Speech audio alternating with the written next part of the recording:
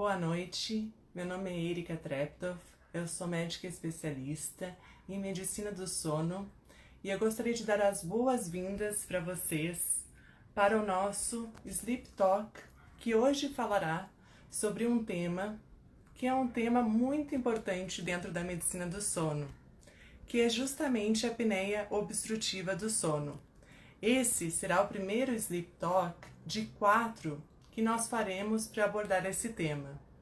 E hoje nós vamos começar um formato um pouquinho diferente do que nós fizemos nos Sleep Talks até agora. Hoje nós faremos um formato onde nós teremos 2 especialistas em medicina do sono e nós conversaremos, será um bate-papo sobre algumas coisas mais comuns em relação à apneia obstrutiva do sono e também as perguntas que vocês enviarem para nós aqui pelo chat. Eu vou só aguardar o nosso convidado para entrar.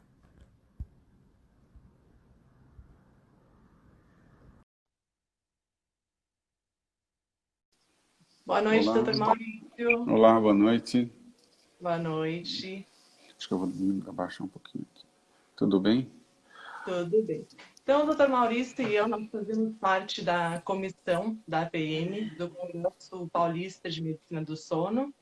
E justamente hoje a gente vai conversar sobre esse tema, que é um tema muito importante, porque atualmente acredita-se que aproximadamente 25 milhões de pessoas no Brasil são portadoras de apneia obstrutiva do sono, nas suas formas moderadas e graves. E para começar, eu gostaria de perguntar para o Dr. Maurício, que o Dr. Maurício também ele é pneumologista e especialista em medicina do sono. Gostaria que ele nos explicasse um pouco uma definição de como que é a apneia obstrutiva do sono, como que ela se instala, e às vezes a gente fica com muita dúvida de alguns termos, o que é apneia, o que é hipopneia, então vamos começar por aí. Bom, que bom falar com vocês aí na PM e obrigado pela oportunidade de falar com todos aí. Bom, a apneia, na verdade, a gente fala como um espectro. O pessoal fala apneia não é apneia, ou tudo ou nada. Infelizmente aqui no Brasil as pessoas falam muito, ou não tem nada ou tem apneia. Na verdade é um espectro. Ele começa desde o roncador leve, isso vai se intensificando até chegar à obstrução total. O roncador leve pode ser de decúbito, em lateral ele não ronca, só de decúbito dorsal, ele ronca. Aí ele pode ser um roncador já nas 2 posições. Depois a coisa vai piorando, ele pode entrar numa HERA, ou uma Upper Way Resistance, uma resistência aumentada de vias aéreas, que não é apneia, mas também não é normal. É uma resistividade, uma impedância aumentada à passagem, que leva à quebra, à fragmentação do sono. E esse espectro continuando, aí nós vamos pensar nas hipopneias, que já é uma redução do fluxo base de 30%, e por sua vez a progressão disso é a apneia, que obstrui 90%, até mais, até a oclusão total. Essa seria a apneia. Para nós pneumologistas, a gente vai ir até além disso, que nós entramos na hipoventilação, mas nós vamos deixar isso à parte, a gente vai parar na apneia. A hipoventilação é um capítulo à parte. Por que acontece isso? Na verdade, existe um desequilíbrio entre a pressão, nós temos uma pressão crítica de abertura da faringe, e a pressão inspiratória, a bomba de vácuo, que é o nosso tórax. Nosso tórax é uma seringa, ele faz uma negatividade, a pressão é negativada na faringe, e a musculatura é preparada para fazer a compensação dessa negatividade. Se for só porque a faringe nossa é flexível, ela é colabável. Se a pressão negativa é muito importante, ela colabaria. Mas nós temos os mecanismos que, quando nós fazemos a inspiração, a musculatura ativa e não há o colabamento. Agora, essa homeostase, ela pode ser perdida. E nós, homens, por volta de 40 anos, nós vamos falar mais isso, depois a Erika também vai falar, as mulheres depois de 50, 60 começam a ter alteração hormonal, começa a haver o relaxamento. Mas não são muitos os fatores que levam a isso. Então, a apneia é depois, fazendo essa cessação de 10 segundos, é o tempo, quando 90%, ou hipopneia, abaixo de 30%, também 10 segundos. A resistência de vias aéreas é uma coisa contada à parte, e ela também é mais qualitativo do que quantitativo. É difícil quantificar muito isso. Existe na literatura muita dúvida, então a gente prefere falar de uma maneira mais qualitativa. Então, assim, uma das coisas que é importante quando a gente fala da apneia obstrutiva do sono é a gente ver como reconhecer, como que esse paciente chega no consultório. Então, uma das coisas que eu gostaria de falar é sobre o que que nós temos de sinais e sintomas. Uma das primeiras coisas que é importante é lembrar que o médico que consegue reconhecer uma apneia obstrutiva do sono, ele não precisa ser um especialista em medicina do sono. Até outros profissionais de saúde conseguem ajudar a reconhecer a presença dessa doença. E como que a gente vê isso? Então, a gente tem aqueles sinais e sintomas que são mais frequentes, que a gente fala do ronco, da apneia presenciada. E se a gente tivesse que olhar um sintoma, que é aquele, o que, que seria o que aparece mais frequentemente, o que, que é mais sensível, é olhar justamente e perguntar para o paciente: você ronca? Só que, quando a gente pegar uma pessoa que ronca, muitas vezes ela não chega, como o doutor Maurício já disse, a ter o quadro de apneia obstrutiva do sono. Mas nós temos algumas pessoas que elas apresentam o que nós chamamos de ronco ressuscitativo, que é aquele ronco que a pessoa acorda durante a noite com uma sensação de sufocamento, com uma sensação de que vai morrer. E esse sim, quando nós temos o ronco ressuscitativo, aí é um sinal muito específico de que nós podemos ter a presença da apneia obstrutiva do sono. Só que não é só isso, esses não são os únicos sintomas. Nós temos o que nós chamamos de sintomas noturnos e sintomas diurnos. E o que nós temos durante a noite? Uma outra coisa que é muito frequente é a noctúria, que é o aumento da frequência de idas ao banheiro para urinar no período noturno. Isso também é muito frequente. Outras vezes, durante a noite, a pessoa não chega a reparar nada, só que o companheiro ou a companheira que está do lado é que repara. Então, a gente sempre fala que na medicina do sono é muito importante ter a pessoa que vem junto na consulta, que é ela que muitas vezes nos ajuda quando o paciente é assintomático. Só que aí existem as consequências que acontecem durante o dia. Uma coisa que é muito frequente no adulto é ter sonolência excessiva diurna. E essa sonolência excessiva diurna, ela pode se dar de diversas maneiras. Pode ser desde uma dificuldade de concentração, uma queixa de diminuição da memória, até quadros bem mais graves. Por exemplo, uma pessoa que quase sofre um acidente, que quando para no sinal acaba cochilando. Então, isso também pode acontecer. Um outro sintoma que é muito comum é a cefaleia matinal.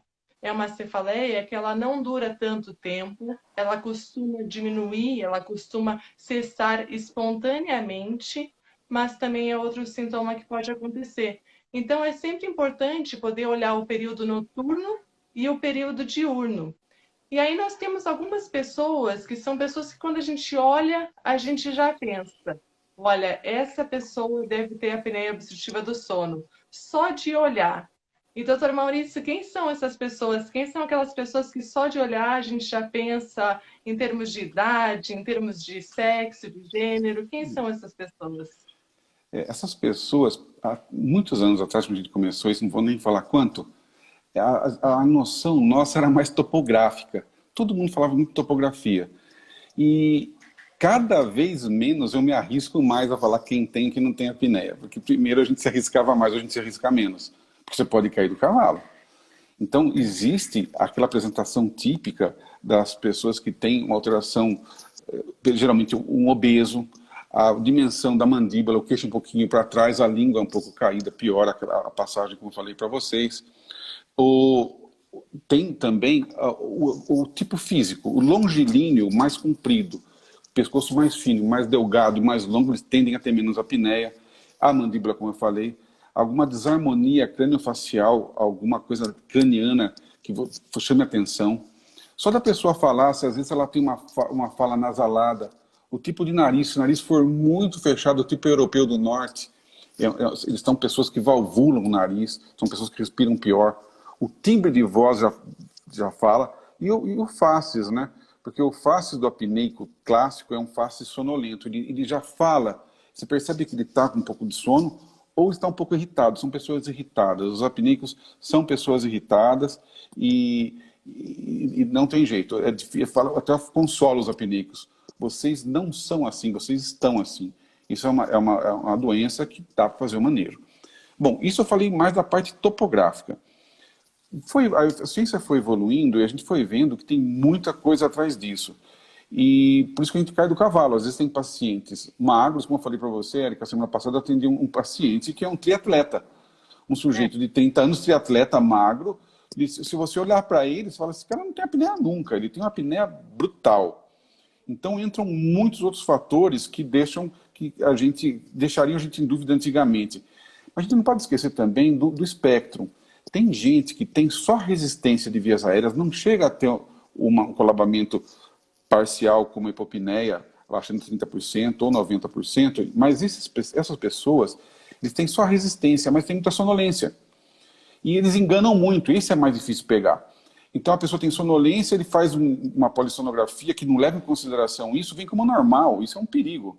Antigamente a nossa polissonografia era menos sofisticada, a gente falava, é difícil ver isso. O Dr. Guilleminot, nos anos 80, ele descreveu, no começo de 90, aliás, 91, descreveu a resistência de vias aéreas. Isso foi um marco na medicina, porque a grande maioria das pessoas tem a doença intermediária, é o iceberg, e a ponta do iceberg é a hipopneia e a apneia. Então, essas pessoas têm muitos mecanismos, a gente vai falar alguns mecanismos aqui, outros, né? A parte genética não é assim, a gente achava que tinha um gene, um marcador genético, não tem isso, os marcadores genéticos são mais levando em consideração a formação craniofacial, mandibular, isso sim tem uma certa genética. Agora, a genética está se expandindo e estão vindo algumas surpresas aí com esse tempo todo. Então, esse paciente típico, vamos falar com esse paciente típico, clássico, que a gente falava de uma maneira. Esse paciente, geralmente, se toma alguma medicação, geralmente eles tomam muitas medicações. São pacientes, muitas vezes, coronarianos, eles aumentam muito o risco cardiovascular, eles têm o tônus adrenérgico aumentado à noite. Esses pacientes, eles dormem menos, eles têm um sono ultrafragmentado devido às apneias. Eles podem ter, essa fragmentação do sono também leva a alterações metabólicas pela fragmentação do sono, como a gente falou com a Andrea na versão anterior dessa live. A fragmentação, sono insuficiente é responsável por muitas coisas. A nível cerebral, cognitivo, é uma coisa absurda. Mas falando em apneia, a parte mecânica, voltando, você tem aquela flutuação entre a hipoxemia e a reoxigenação. Essa dicotomização, quando você satura muito e sai hipersaturando, você libera radicais livres. Isso é uma coisa absurdamente deletéria ao sistema cardiovascular. Fora a alteração das pressões intratorácicas. Quando você faz a apneia, você negativa muito o tórax. Dentro do tórax, tem que fazer uma pressão mais ou menos -2 e expirar com +2, -2 mesmo. Quando você tem uma suboclusão, uma oclusão total, você puxa e começa a fazer uma negatividade muito grande. A gente vê muito balão esofágico isso. E vai pressão lá para baixo. Então, de -2 a -10, -20, -40, -60. Essa negatividade mexe na hemodinâmica e essa negatividade que entra na noctura que você falou. O ato cardíaco direito libera um hormônio, que é o natriurético, devido a essa negatividade, e o paciente urina, às vezes de hora em hora. Você trata, ele passa a ter redução desse comportamento, às vezes até normalização. Então, esses pacientes têm muitos trabalhos, sempre, principalmente atualmente, estão falando muito na parte do risco da insuficiência coronariana.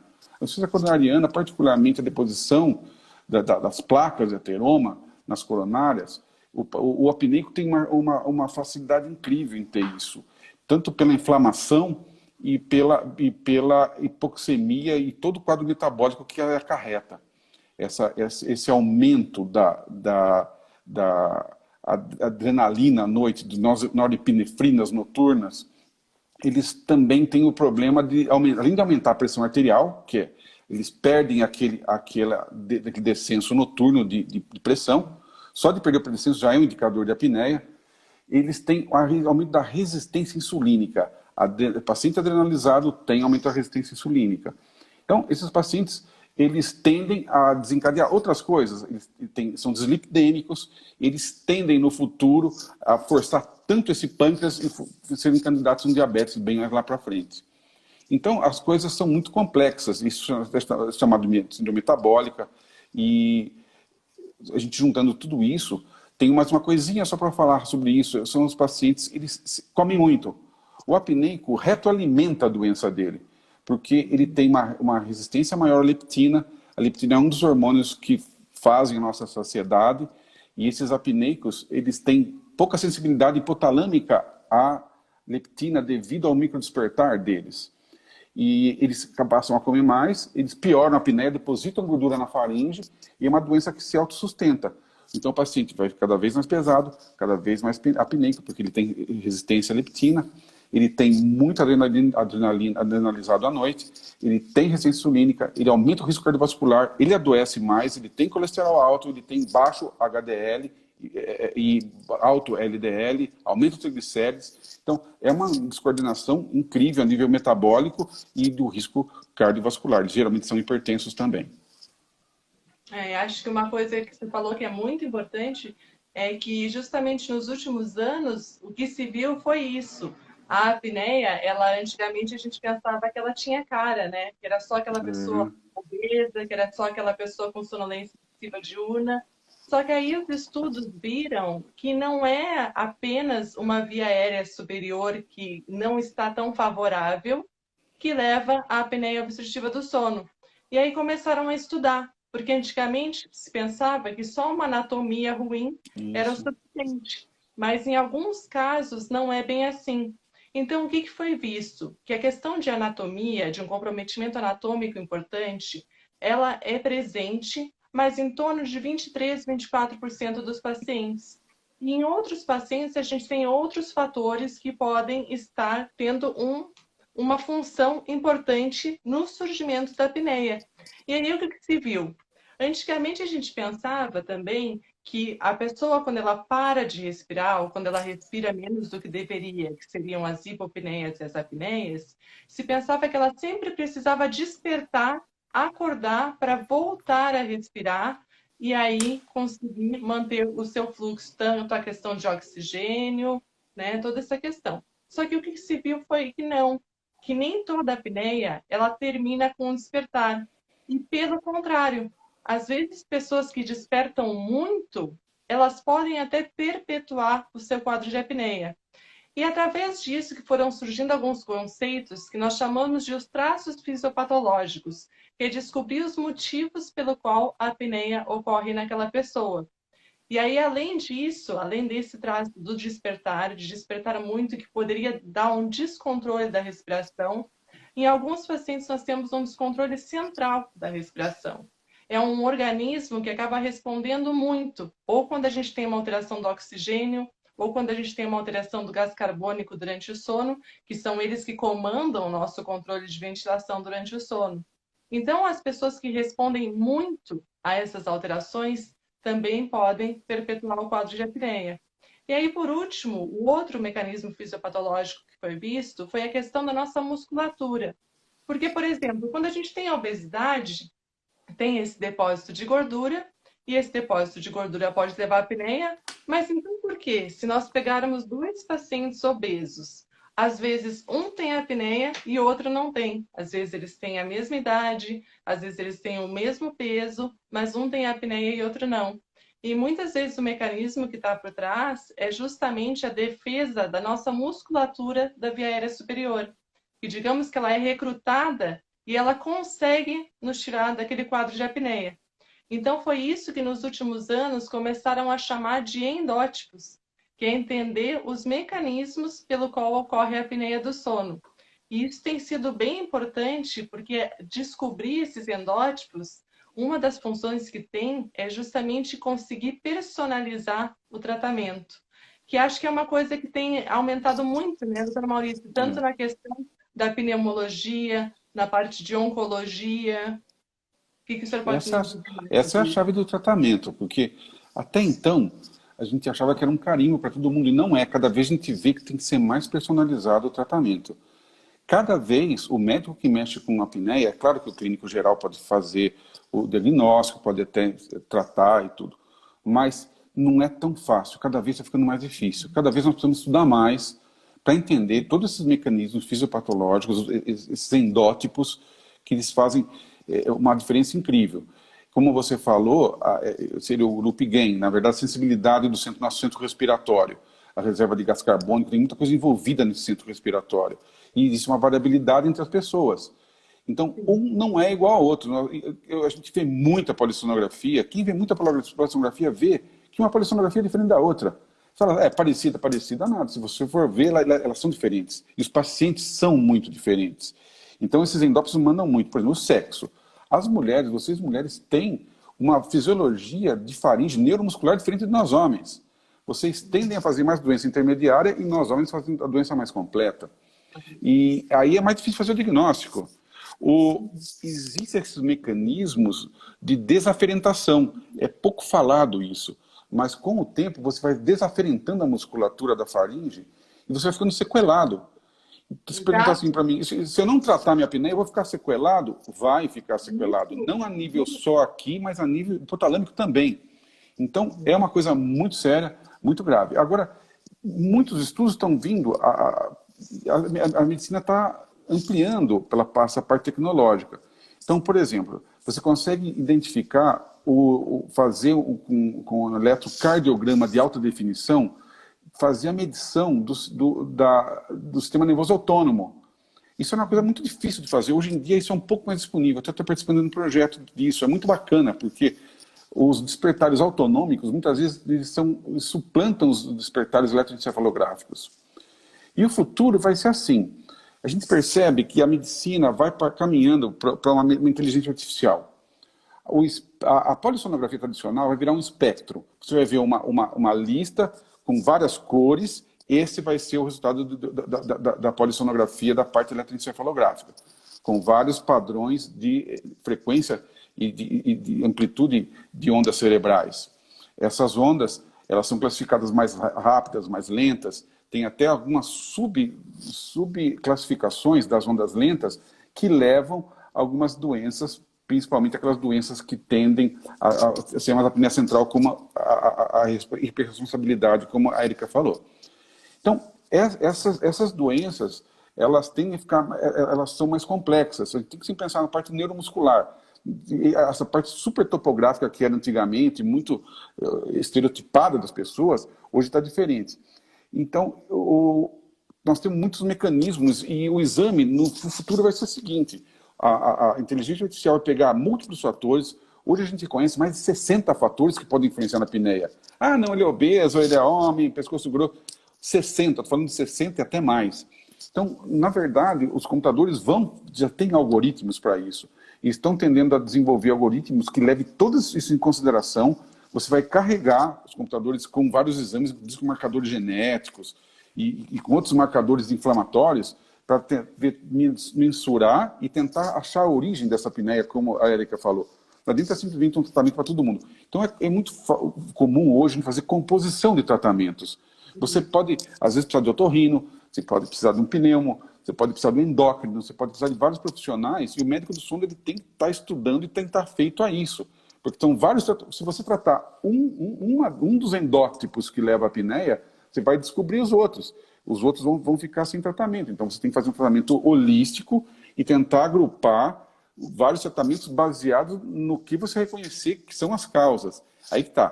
Tem que botar a cabeça para pensar. Tem muitas causas e hoje em dia, cada vez, a gente descobre mais causas. As coisas estão ficando mais complicadas. Por isso que a inteligência artificial vai entrar nisso. De repente, o computador vai carregar 100 fatores, inclusive de exames laboratoriais, topográficos, achados eletroencefalográficos, esses achados de sistema nervoso autônomo, vai integrar tudo, vai ajudar a gente a fazer o diagnóstico, vai ficar um pouquinho mais fácil, mas por enquanto é bem difícil. A ideia é justamente, né, de quando a gente olhar essa questão dos endótipos, descobrir o porquê que aquele paciente tem a sua apneia, porque muitas vezes o que acontece é que se inicia um tratamento e não se tem um bom resultado. O paciente começa o tratamento e a gente vê que aquele tratamento não é o suficiente para aquele paciente. E aí o que é interessante? Por exemplo, uma das coisas que se viu, e isso começou mais ou menos em 2014 na medicina do sono, foi agrupar os sintomas dos pacientes, né? Pessoas que sentiam coisas parecidas, e aí o que se falou começou a falar. Aí a gente sai um pouquinho dos endótipos da causa E aí a gente chega nos fenótipos, que é a apresentação clínica, que é o como que o paciente se mostra. E aí, em 2014, um grupo da Islândia, eles olharam diversos pacientes, foram em torno de 800 pacientes, e avaliaram como que aqueles pacientes eram.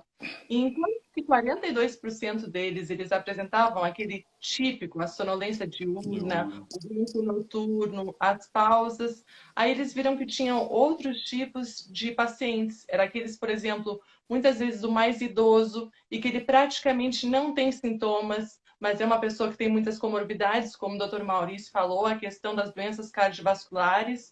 E às vezes é um paciente que ele não chega até o médico. Por quê? Porque ele não sente muita coisa. Só que às vezes, por exemplo, ele não sente uma sonolência excessiva diurna típica, mas às vezes ele é um paciente que está cochilando 2, 3 vezes durante o dia e acha que aquilo é só um cochilo normal, que é um cochilo da idade. E isso pode ser que está faltando aquele sono lá durante a noite e que ele está fragmentando esse sono durante a noite. Um outro fenótipo que se viu foi o fenótipo que se chama, que é o do sono inadequado, que é mais ligado a uma insônia e que é muito comum nas mulheres. Então, as mulheres, elas às vezes, elas fragmentam o sono durante a noite, então fica um sono entrecortado e elas acham que aquilo é uma insônia. E muitas vezes a gente pode ter uma apneia junto. E aí os grupos foram estudando durante os anos para ver assim, olha, a gente tem características que são mais comuns, como que a gente olha para esse paciente. E aí eles viram que existem mais fenótipos ainda. Existe aquele que ele é extremamente sonolento, e essa é a pessoa que a gente tem que cuidar mais, porque a pessoa que está mais, que são os extremamente sonolentos, estão associados com alto risco de doenças cardiovasculares. Tá? Então, essas pessoas a gente sempre tem que olhar quando chega um paciente muito sonolento no consultório, tem que perguntar como é que está a sua noite de sono. E pessoas, por exemplo, muitas vezes tem o jovem que tem só alguma queixa de via aérea superior, queixa de rinite, queixa de obstrução nasal, ou queixa, eu faço minha corrida do final de semana e aí fica difícil de respirar, porque nem sempre ele vai queixar daquela obstrução nasal durante a noite. Então, a gente tem que ficar atento também para esses sintomas que, às vezes, durante o dia, alguma coisa sutil que pode acontecer, principalmente nos mais jovens. Então, foi essa questão que eles foram juntando nos anos, né? Essa questão de ver os endótipos, que seriam essas causas fisiopatológicas, mais o fenótipo, que é a apresentação clínica, para aí, como o doutor Maurício falou, juntar isso. Porque a ideia, depois a gente vai ver numa live que vai ter sobre o diagnóstico da apneia. Hoje em dia, realmente se tem uma ideia muito grande de se usar essa questão da inteligência artificial. De, às vezes, nós olharmos até alguns programas já falam que, às vezes, o médico vai olhar o início do exame, vai estabelecer um padrão e aí a inteligência artificial vai ler o restante. Então, isso é uma das coisas que a ideia é juntar tudo. Nós tivemos recentemente uma palestra com o Dr. Atul Malhotra, que é um dos maiores pesquisadores do mundo em medicina do sono, e ele disse, olha, eu acho que a polissonografia não está com os dias contados. Porque o que a gente tem é que hoje em dia a gente consegue ver características desses endótipos na polissonografia. Sim. Então, a gente consegue tentar descobrir se aquele paciente tem um comprometimento maior da parte de via aérea superior, aonde que é o seu comprometimento maior. E aí, a partir disso, realmente individualizar o tratamento. Então, isso foi um avanço. E, assim, a gente não está no começo, a gente está no começo, eu diria, né? Não está nem na metade nem no final, porque se está descobrindo muita coisa. Então, nós estamos passando por essa transformação na medicina do sono tanto de ter mais tratamentos disponíveis, quanto pela questão também de identificar melhor quem é esse paciente. É. E uma velha coisa que os médicos mais jovens precisam lembrar em fazer, conversar muito com o paciente. Porque como a gente tem a noção de onde vêm esses endótipos, o estereótipo do paciente, a gente precisa perguntar para o paciente. Se você não perguntar, ele não te fala. Então ele está na sua frente, respirando muito bem, respiração nasal, mas se você não perguntar, à noite você respira bem? Ele fala assim, não, à noite eu respiro com a boca aberta, eu tenho cialorreia, tenho uma respiração difícil. Ele já está te dando uma dica. Você tem que perguntar. Para as mulheres, às vezes senta na sua frente uma moça jovem que não tem nada de apneia, nada. E ela vem com aquela história de apneia. Você fala assim, nossa, falava, né? Hoje em dia a gente sabe que pode acontecer. Muitas vezes ela tem uma síndrome do ovário policístico. Quem vai pensar, o ginecologista vai perguntar para ela Se ela ronca, só tem apneia. A gente sabe, de alguns anos para cá, que a síndrome ovário policístico ela é dupla fase, dupla seta. A apneia leva ao aumento da resistência insulínica. Agora, quem a síndrome ovário policístico leva a resistência insulínica e leva a apneia. Então, você tem que perguntar. Aí você fala assim para a moça, você tem síndrome ovário policístico, né? Ela fala assim para você, como que você sabe? Porque é uma Sim. pessoa muito jovem, que não tem nada a ver com a apneia, ela pode ter ser um pouco hirsuta, pode ter um pouco de acne, alguma coisa, mas muitas vezes ela já tem filhos, porque muitas delas não têm, e passa batido. E essa resistência insulínica de uma doença endocrinológica leva à apneia. Então, nós temos que perguntar. A gente tem que lembrar de conversar com o paciente. E deixar a conversa, é uma conversa demorada. Você tem que ver o que ele está falando e você perguntar outras coisas que, porventura, eles não estejam falando. Então, a parte genética é importante. Então, se ela tem alergias, ele tem uma asma, ele tem uma rinite, tem muita coisa que influencia. Se você não perguntar, ele fica quieto, ele fala que ele só ronca e a mulher está atrapalhando ele, está brigando com ele porque ele está roncando. E ponto, fica nisso. Não. Você tem que futricar a vida do sujeito. Sim, exatamente. Eu queria citar aqui que teve uma pergunta, na verdade tem mais um relato, né? Que uma pessoa disse que às vezes a sensação de morte, ela é muito forte e parece como se o seu cérebro estivesse desligando. E aí pergunta quais as consequências para o organismo quando tem esse tipo de episódio, esse mal-estar tão grande durante a noite. Esse mal-estar, tem apneicos graves, gravíssimos, que até em hipoventilação eles chegam, eles têm hipercapnia. Então, o CO2, ele dá uma espécie de uma narcose, uma confusão mental. Mas, a gente não pode confundir com refluxo.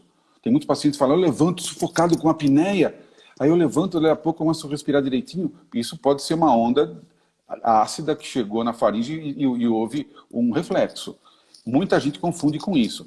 Mas o apneico, a sensibilidade é muito individual, gente. Tem gente que fala que não sente nada, está desesperado, se batendo na cama, ele não percebe nada, as pessoas que relatam, outros são muito sensíveis.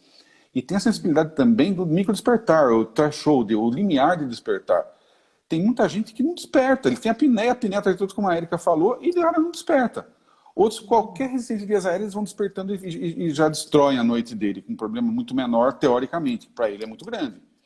Então, você tem que conversar e depois fazer uma polissonografia bem feita, porque o exame vai mostrar, vai dar dicas para você. E uma propedêutica armada, você pode ir até para ecocardiografia, tomografia. É importante a gente lembrar das cefalometrias, aquele ângulo SNB que a gente tem, aquele diâmetro. Isso é uma coisa mais topográfica, mas o pessoal estuda muito essa parte de ressonância e o tipo de crânio e tudo.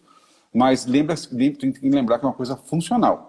Se você vê acordado e tal, ressonância acordado, certo, eu tentei fazer tomografia nasal da face dormindo. Nunca ninguém deixou porque não dava, impossível. Mas é a hora que você mais precisa fazer, teoricamente seria à noite. Então, mas a gente tem que lembrar de falar muito com o paciente e lançar a mão da propedêutica armada, não só a polissonografia, outros exames, outros especialistas para te ajudarem. Aí você consegue montar o quebra-cabeça e a eficiência do tratamento vai ser muito maior. Eu vou puxar o gancho aqui para uma pergunta que chegou agora e depois a gente vai para algumas outras que chegaram, mas uma pessoa acabou de perguntar se a bebida pode levar à apneia. Vou deixar E para você aí essa, deixa para a você. gente a gente sempre ressalta muito isso para o paciente, né? Que a questão da bebida, o que acontece? Ela parece ter aquele efeito sedativo inicial, mas ela relaxa muito a nossa musculatura e, além disso, ela fragmenta o sono e realmente pode levar à apneia. E não só levar à apneia naquele paciente que já tem um quadro de apneia. Se nota que até pessoas que não têm nada de apneia começam a roncar e começam a ter paradas da respiração. E nas pessoas que roncam, pode piorar. E nas pessoas que já têm um diagnóstico de apneia, a bebida alcoólica, e aí a gente não está falando assim numa quantidade muito grande, em torno de 2 a 3 doses por noite, isso já pode aumentar em torno de 7 o índice de apneia e hipopneia por hora. Esse índice é um dos que a gente usa para falar em gravidade da apneia. E quando a gente fala em torno de 7 por hora, às vezes isso pode mudar de um paciente que ele tem um quadro de apneia leve ou um quadro moderada, e aí na noite que ele bebe, ele fica um apneico grave. Sim. Então é muito importante. Então, assim, não é dizer a pessoa não pode beber, mas tentar beber, por exemplo, beber no almoço, ou pelo menos umas 6 horas antes do horário de dormir, em quantidades menores, porque a gente sabe que não é só a questão da apneia, em quantidades maiores a bebida tem outros problemas, né? Sem dúvida. Então, Ou a posso bebida seguir uma... ainda, só uma coisa para a bebida.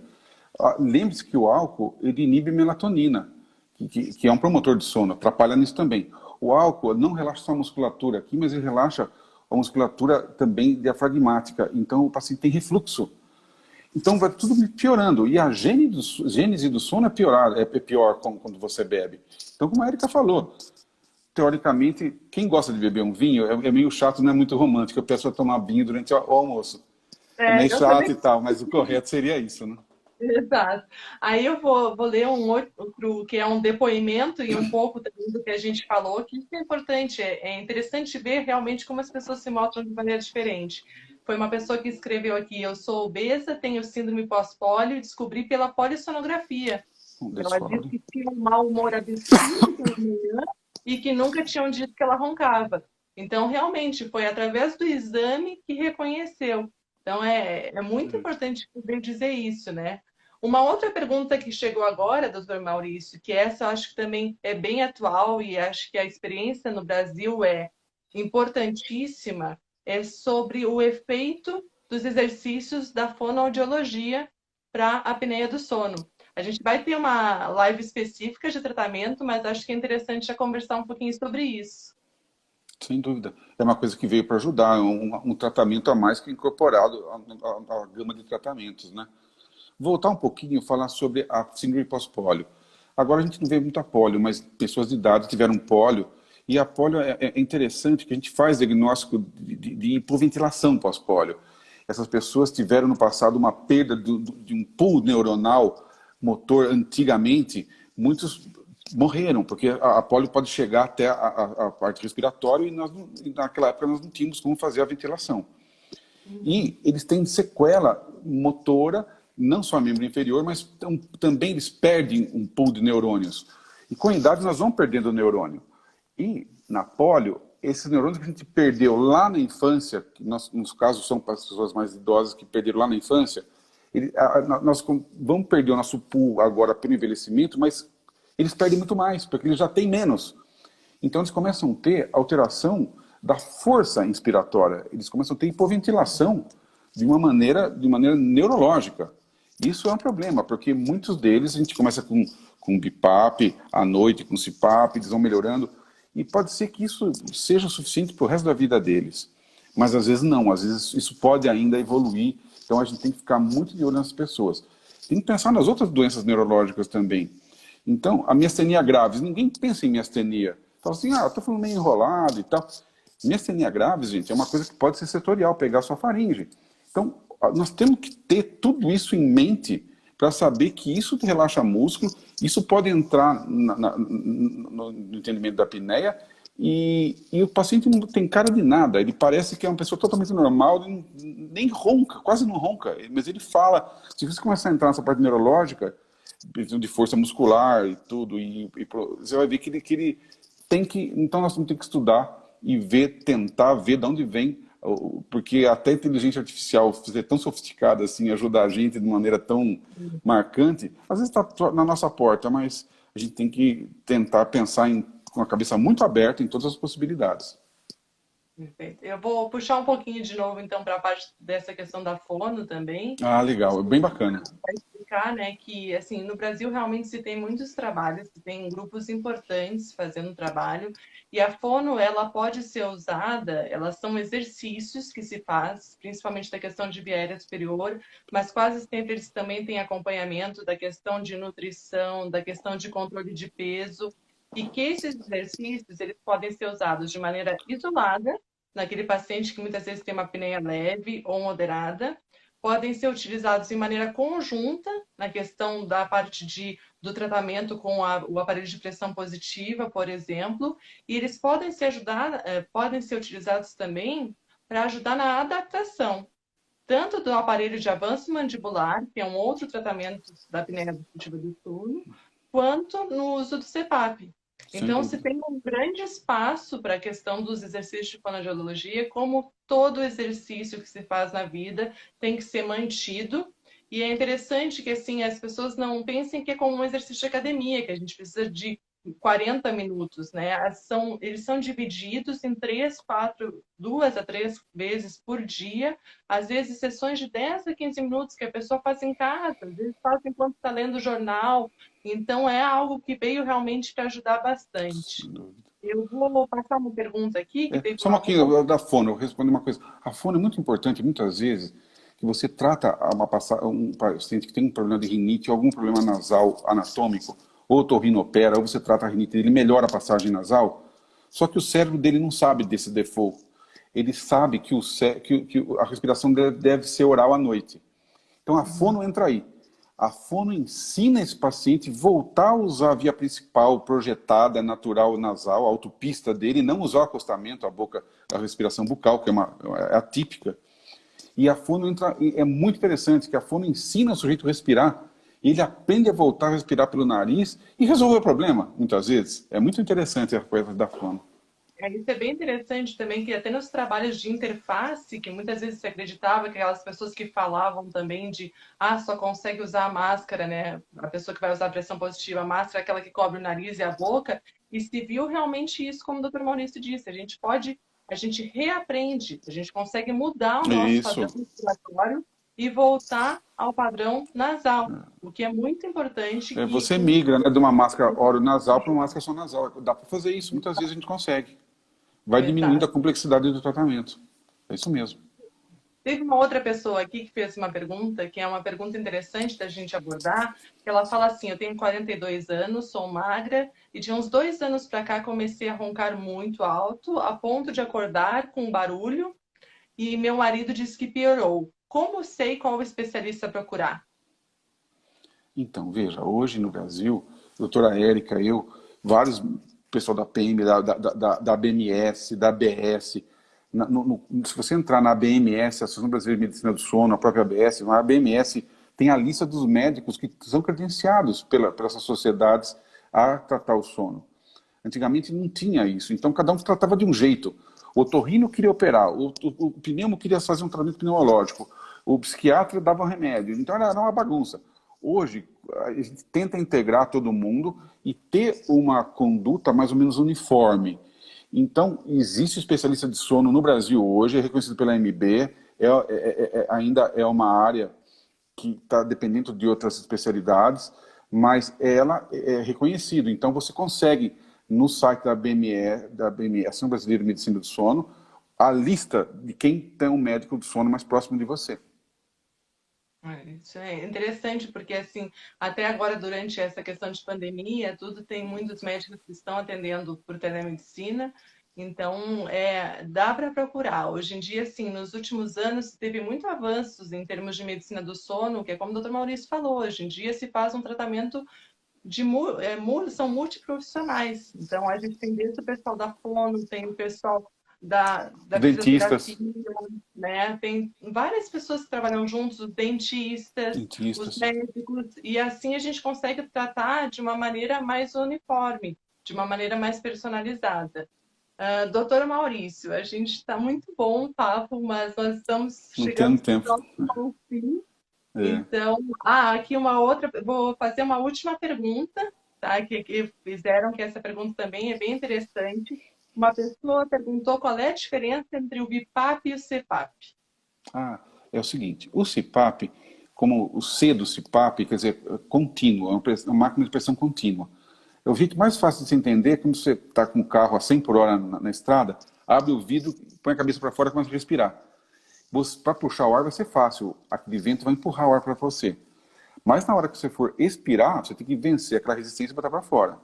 Agora, quando você precisa de CPAP, o CPAP é super importante para a apneia, você usa, ele dilata a faringe, você restitui a sua ventilação, a sua respiração. Agora, quando precisa de mais pressão, os protocolos falam em 15, alguns protocolos americanos, mas aqui a gente fala em 12. Quando passa de 12 centímetros de água de necessidade pressórica para abrir a faringe, a gente migra para o BIPAP, que são duas pressões. Por exemplo, 14, você 14 centímetros de água para inspirar, você inspira. Aí a máquina corta para 8, você expira contra 8. Fica mais fácil botar o ar para fora na inspiração. E agora tem as doenças também neuromusculares, que são mais indicadas do BIPAP, tem as doenças, as hipoventilações, as pessoas muito obesas, que têm uma dificuldade muito grande de expansão torácica, eles precisam de BIPAP. Cada um tem sua peculiaridade e tem sofisticações.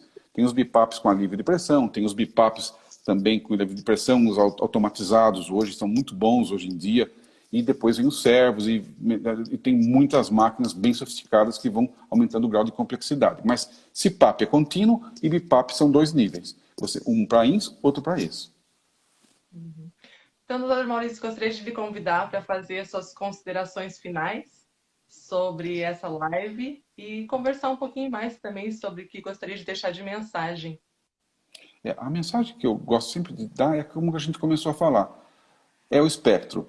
Não vão pensar de maneira polarizada. Ele não tem nada, ele tem tudo. Às vezes a pessoa tem um pouquinho só de resistência de vias aéreas, ele tem a vida dele totalmente comprometida. E a parte pessoal, a parte conjugal, é um problema isso.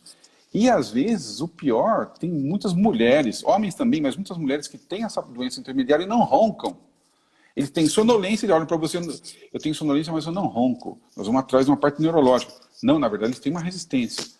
Então, a gente pensar com a cabeça aberta do range, dessa grande diferença que tem desse espectro, desde o menor até o mais intenso, e com a clínica não necessariamente acompanhando a gravidade da obstrução. Perfeito. Então, eu gostaria de agradecer à APM por nos dar essa oportunidade de falar sobre uma doença que é tão prevalente, que em muitos casos subdiagnosticada. Eu gostaria de deixar um convite para vocês, que hoje foi a primeira, e nós teremos mais 3 lives sobre esse assunto da apneia obstrutiva do sono. Na próxima semana nós vamos falar sobre a apneia na infância. Depois a outra live será sobre a questão de diagnóstico e as repercussões clínicas que nós temos da apneia obstrutiva do sono, que a gente entrou um pouquinho, mas vai mais a fundo depois. E por último vai se falar um pouco de tratamento. E acho que o Dr. Maurício também falou uma coisa muito importante, que é essa questão de, hoje em dia, a gente tem como diagnosticar, a gente tem como tratar, então tem como ir atrás dessa questão de descobrir quem tem a doença, porque dormir mal não pode ser uma normalidade. A gente não pode aceitar que uma pessoa dorme mal, que acorda mal, que tem sono durante o dia e que isso faz parte da vida. A gente tem que tentar sempre buscar qualidade de vida e, sem dúvida, o sono ele tá incluso, né, nessa parte. Ótimo. E aí, uma outra coisa, deixa eu dizer para vocês que essas lives elas ficam todas gravadas, então quem quiser rever, mostrar para alguém, fiquem à vontade também. É interessante, inclusive as pessoas vêm 10 vezes mais depois quando foi o tempo da gravação, né? Isso é bem interessante a PM disponibilizar isso para as pessoas que entrarem no site. E você pode até, meses depois, você pode rever essa live e outras lives da PM. Obrigado a PM, obrigado a Érica, é a oportunidade e todo mundo aguentar a gente falar tanto assim, né? Muito bem. Então, uma boa noite para todos e a gente se vê na semana que vem. Um Até mais, abraço. tudo de bom.